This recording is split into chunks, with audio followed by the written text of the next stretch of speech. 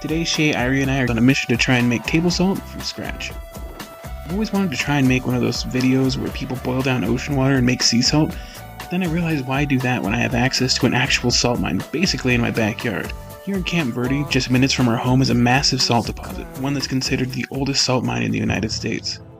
Formed when an ancient lake dried up, indigenous people, including the Sonawa Indians, were working this deposit for thousands of years long before any European contact. Then, it was commercially mined in the early 1900s for rock salt, but by the late 1940s, production stopped when cheaper and more pure German salt became more readily available. Today our plan is to collect some of this salt ore and take it home and try to refine it. The salt's actually surprisingly easy to find. You don't really even have to dig, it's just right underneath the surface. So if you do a little looking around and try to find the spots where people haven't gone before, you'll find some of the best salt crystals. Even Irie had a pretty easy time, looking through the dirt and finding us quite a few crystals herself. I swear, the moment I look away, every time. After a little digging and hill punching, we decided we had enough and wanted to head out. In total, we gathered about 25 pounds of ore. On our way back, realizing the ground was quite literally splitting beneath us, we decided not to waste any time heading back to the car. Back home, we tried to get a better look at the crystals, and Irie got a much-needed bath. Quickly realized our plan to use a mortar and pestle wasn't going to cut it for 25 pounds of rock, so I started dinner while Shay and Irie cuddled up in the living room. The next day at work, after washing off the dirt, we were left with about 18 pounds. Look how clear some of these came out. Instead of breaking it up, I decided to dissolve it. I started with a half gallon of water and brought it to a boil. The first batch dissolved some, but I ended up filtering out the rest with the chinois and doing it again.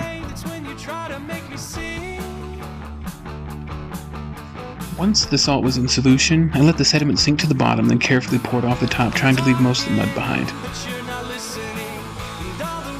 After that, I ran the solution through coffee filters and back on the burner. We boiled off the majority of the water, and what we were left with was kind of a gritty off-white wet salt. I ended up having to chisel the salt off the sides using a screwdriver or meat tenderizer, but it worked okay. I added the pieces back in with the rest, dissolved it one last time, filtered it again, then poured the solution onto sanitized sheet pans. After just 2 hours, the crystals actually began to grow. The next morning, after draining the liquid, we were left with some pretty awesome full crystals, 4 pounds of finished product from the original 25. At this stage, the crystals still retained a little moisture. I was tired of waiting and tried to speed up the process by putting them in the oven, but that kind of just melted them back into solution, so I placed them back on trays and tried to be patient. After a couple days, we had full sheet pans of dry salt crystals, but it's not exactly table salt, which is usually around 99% sodium chloride. Ours, however, is only around 92%, with the remainder composed of sulfate materials like gypsum and sodium sulfate, which gives the salt a more light, salty flavor.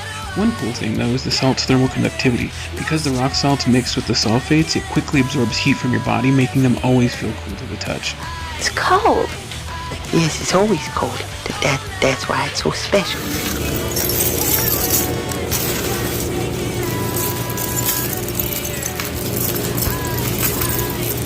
So even though the salt isn't food grade, it's still perfect for use as bath salts, body scrubs, or high thermal de-icer for walkways in the winter. I realize I don't really have a good way to end this, so okay, love you, bye.